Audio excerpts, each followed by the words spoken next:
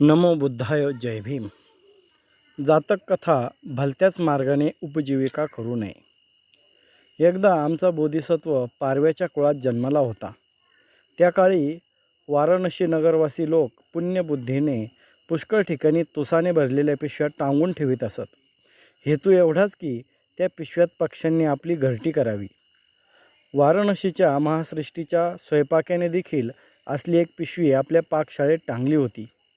त्या पिशवीत आमचा बोधिसत्व राहत असे.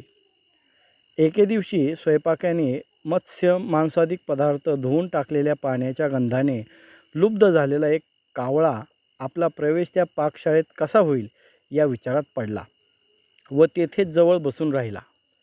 बोधिसत्व नियमाप्रमाणे चरण्यासाठी जंगलात जात असता त्याला त्या कावळ्याने पाहिले व तो मनात म्हणाला, या पारव्याची संगती केली असता सृष्टीच्या महानसातील मत्स्यमांसादिक पदार्थांचा आस्वाद घेण्यास संधी सापडेल. दुसऱ्या दिवशी बोधिसत्व बाहेर निघण्यापूर्वीच कावळा तेथे येऊन बसला व बोधिसत्वाच्या मागोमाग जंगलात शिरला.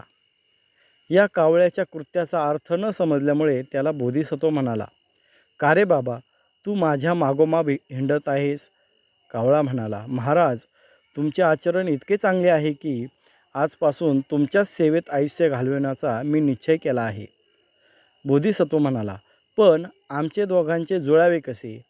माझे भक्ष्य निराळे, तुझे भक्ष्य निराळे. कावळा म्हणाला, महाराज, तुम्ही ज्यावेळी आपला चारा शोधण्यासाठी जाल त्यावेळी मी देखील तुमच्याबरोबर जाऊन माझ्या पोटाची व्यवस्था करीन. बोधिसत्व म्हणाला, असे असेल तर ठीक आहे, पण माझ्यासारखे तू देखील मोठ्या सावधगिरीने वागले पाहिजे. याप्रमाणे कावळ्याला उपदेश करून बोधिसत्व गवताच्या बीजावर आपली तृप्ती करू लागला. कावळ्याने देखील गायीच्या शेणातील किड्यांवर आपला निर्वाह केला. संध्याकाळी बोधिसत्वाबरोबरच तो त्या पाकशाळेत आला. तेव्हा स्वयंपाक्यानं तो पारव्याचा मित्र असावा अशी कल्पना करून त्याच्यासाठी दुसरी एक तुसाची पिशवी टांगून दिली. त्या दिवसापासून ते दोघेजण तेथे राहू लागले.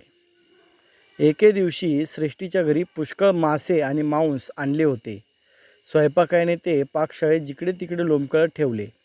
संध्याकाळी कावळ्याची दृष्टी जेव्हा त्यावर पडली तेव्हा त्याच्या पोटात दुखू लागले व त्यावर कसा ताव मारता येईल या विवंचनेत त्याने सारी रात्र घालवली. दुसऱ्या दिवशी चरावायला निघण्याच्या वेळेला बोधिसत्व त्याला म्हणाला, कावळे बुवा, चला आता, चरावयाला निघण्याची वेळ झाली.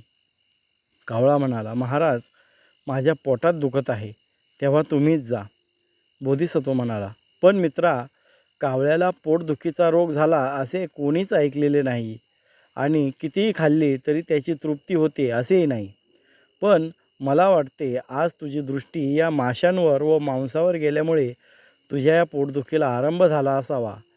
हे मनुष्याचे भक्ष्य आहे व आमच्यासारख्या आश्रिताचे भक्ष्य नाही, हे लक्षात ठेव. आणि अशा पदार्थावर कुदृष्टी न ठेवता रोजच्याप्रमाणे माझ्याबरोबर चरावायला चल.